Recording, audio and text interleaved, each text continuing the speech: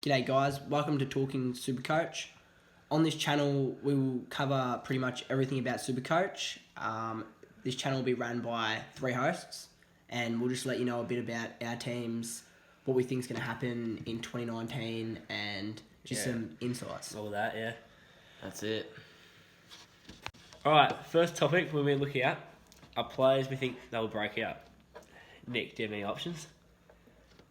I think Andy McGrath is a good choice for breakout this year. I reckon he'll get midfield minutes and I reckon he'll kill it. Yeah, I don't really rate that option. We're at Rockcliffe, boys. It's got 170, JLT 2, big game, 400 touches, couple of goals. I think Thoughts? Rockcliffe he's either going to make it or break your team this year.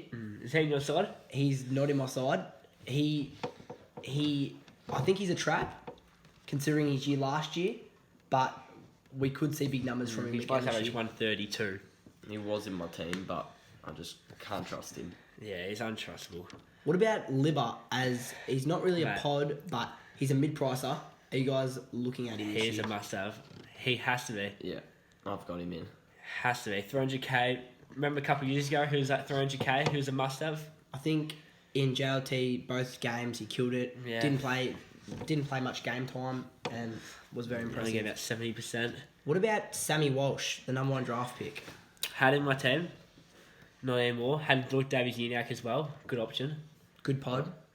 I haven't had Walsh. I don't reckon he'll kill it. I reckon he'll have a good season, but I don't reckon he'll average the scores that everyone thinks he will. I could average for mid-80s, maybe 80. I think he could be a good option, but with the percentage of people that have him in your team, there's no real risk involved. Yeah.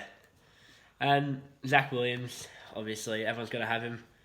Probably 20%, not sure, maybe like 45% probably have him. I think in the second maybe JLT game, he had 13 touches in a quarter. Yeah, first game, played a half, got 20 touches. And then got injured a little bit, which was a bit concerning, but I don't think it's going to be too much of an Half-back, issue. who would do most kick-outs for him. Now we have an actual kick-up taker, apart from him, Finlayson. What about another player I was going to bring up is Jack Billings. He burnt everyone last year. Killed me last year. I think he Same. started around 530k. Now he's 430. 437. Do we go near him? Just one of them guys, I don't know. I can't trust him. I can see him playing on a wing this year. I think the coach says he's going to be playing on a wing. Yeah. In JLT, he played on a wing. Yeah, that's what Richo said. And plus, all the injuries as well, we'll get more opportunities, even though they're defenders, but still. I can see Jack Billings averaging anywhere between 80 to 100 this year. Yeah, I reckon he's a bit hit and miss. I don't know. He could be massive or he could flop. It's a big call if you take him. He's a front runner. There's no doubt about that. When they're playing good, he's playing good. And when they're playing bad, he's playing bad. All right, here is an option. Jeremy Cameron. There his thoughts. In 2 JLT games, I'll get out right now, but I think he got a couple of goals. He's moved up the ground more this year. He's playing more centre forward. Yeah. I think he got like 20 touches both games. He played very, very well, moving up the ground, playing a bit of wing. Kicked 2 and got 17 touches again in the JLT game against the Crows. So Is that round 2? that is, yeah. Yeah, then round 1 he got 23 touches, 1 goal, 2, 10 marks. I think it'd be stupid to... Well, it's an interesting one. Good pod, very, very good pod. Very good pod. I think I'll be staying clear of him this year. Same. But Someone to look out for. So, someone to look out for, definitely. Maybe we could get him in mid-season. Now, another one, Brad Crouch. Love the option. Killed it first 2 games, got 100 plus, both games. He's not on my team though. The thing about Brad Crouch, playing with Matt Crouch, he still dominates. Like, that was evident in the JLT. Yep. The only thing that's a problem with him is he's very injury-prone. that's true. He hasn't had a good crack at it for how many years? Ever. Like, yeah, he's supposed to be better than his brother. Yeah, he went the Got mini so much draft. potential. I would I would have him if I could get 118k from Liberatore, but I just can't. And another one, Dom Shed. Dom Sheed. He's a funny price this year. I think he's 394. 394k, so he's the definition of a mid-pricer. 40 touches both games though. Torn apart, sorry, dogs. The taken off. There's someone in that driveway. 1 second. Okay, back to Yeah, very, very good player. Won the grand final from off their own boot. This year, I think could be a breakout year. Always was talk about being a star. Yeah. Yeah.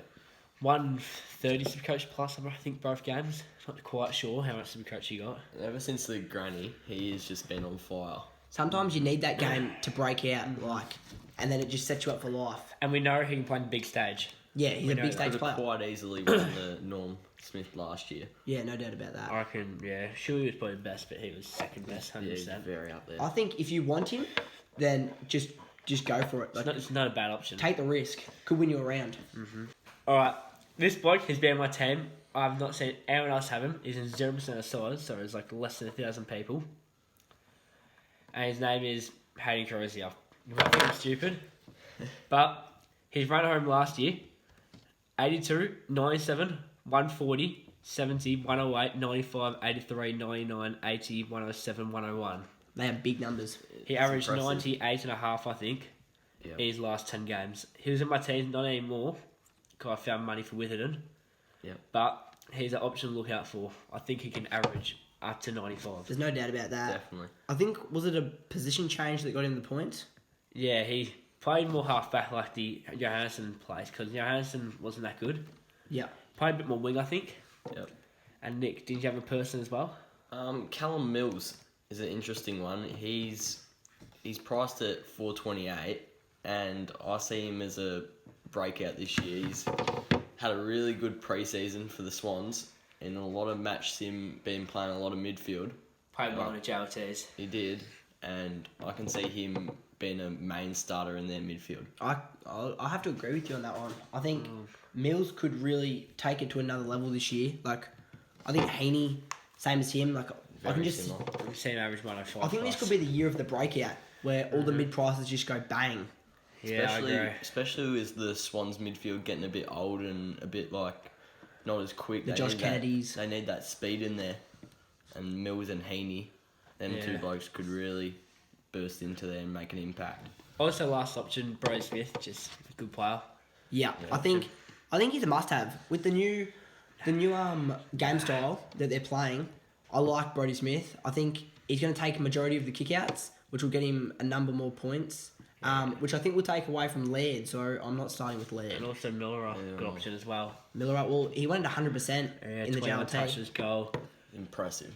Alright, should we look at the ruck combinations now? Yeah, I think so. So in my team, I am not going with the Gawn and Grundy, which is Nah, neither. I'm not going either. I'm actually going with the Gawn and Goldstein. I'm on the same. Oh, I'm Grundy and Goldstein.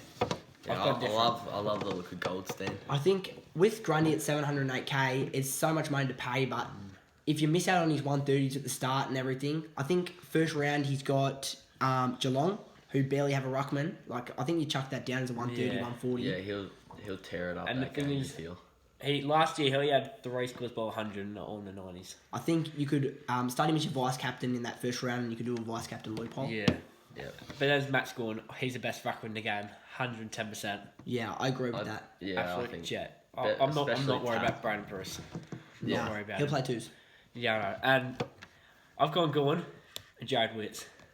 Jared Witts. Jared Witts, that is an It's interesting just one. I'm a Gold Coast supporter. Third bias. But he's got the second most hit-outs last year in the home and away season. Captain, must be doing something right in the pre-season. Heard him improve his kick.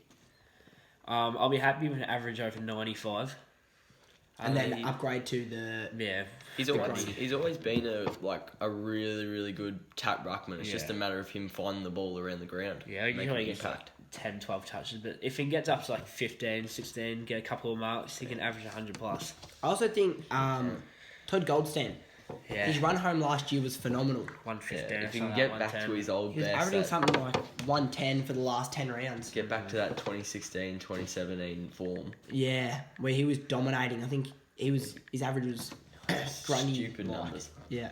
Like, very, very good. He averaged like, back 2015. That was unbelievable. You go. A thing we should talk about is Jack McRae.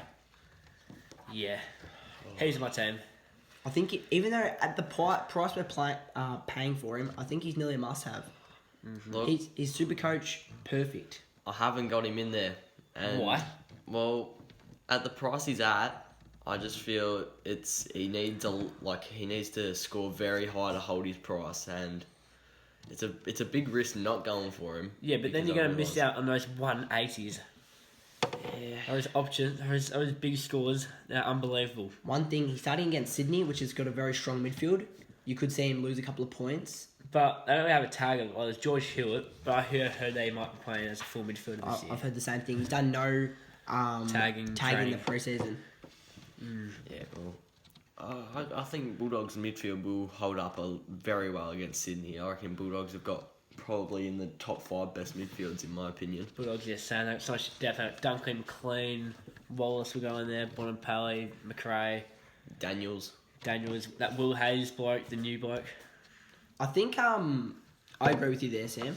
I think one player that has really gone under the radar and went under the radar last year would have to be Angus Brayshaw.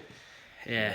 Dylan the Brownlow didn't get invited. Came third in the Brownlow. Like, started the first game, 2 games in the twos.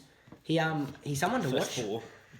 First 4 was it? He probably should have won the Brownlow if he played AFL. Shit. And if you look at his numbers in the JLT, like, he could really be a superstar this year. Yeah, his numbers in JLT, he got... Let's let me have a look. He got 3 goals, 26 touches, 11 tackles, 4 marks.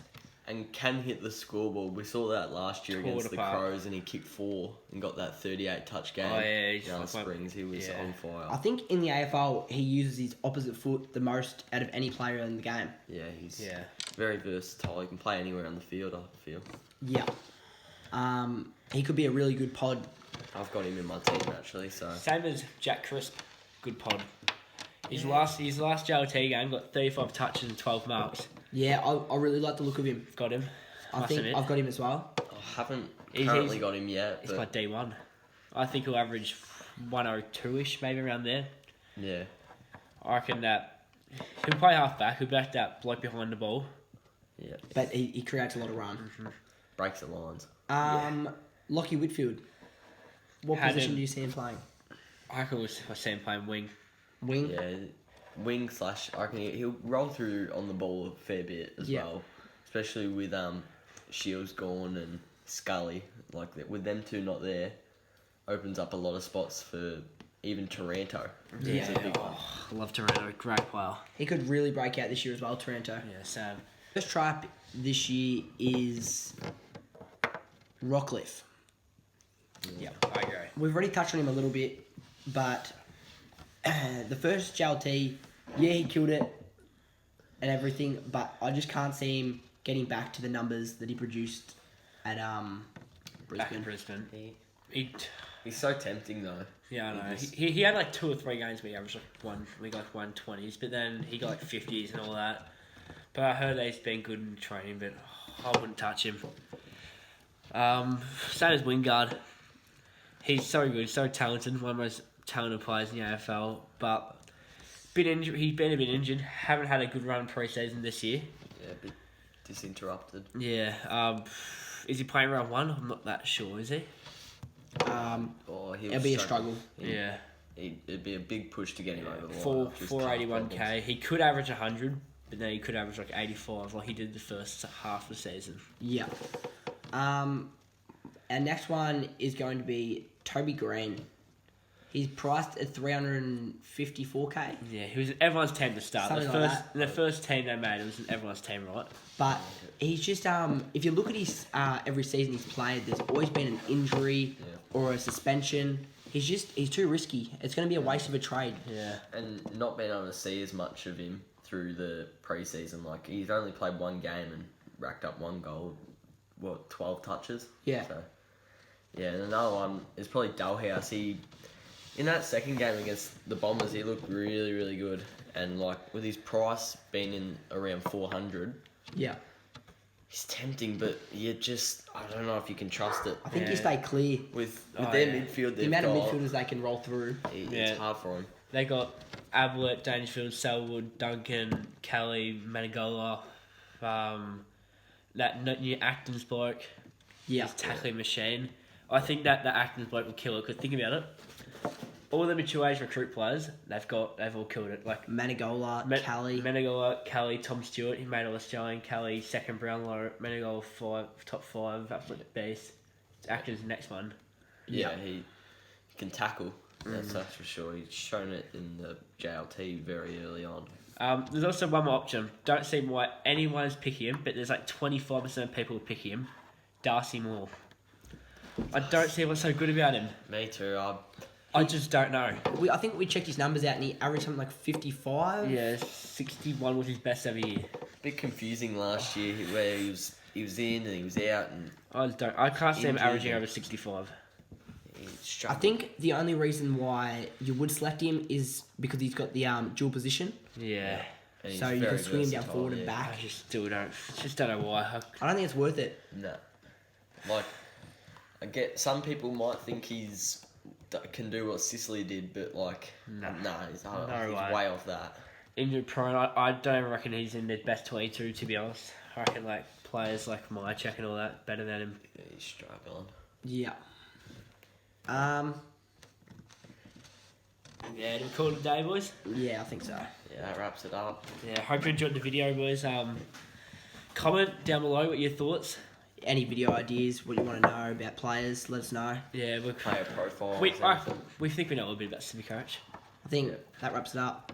Thanks for watching Talking Supercoach.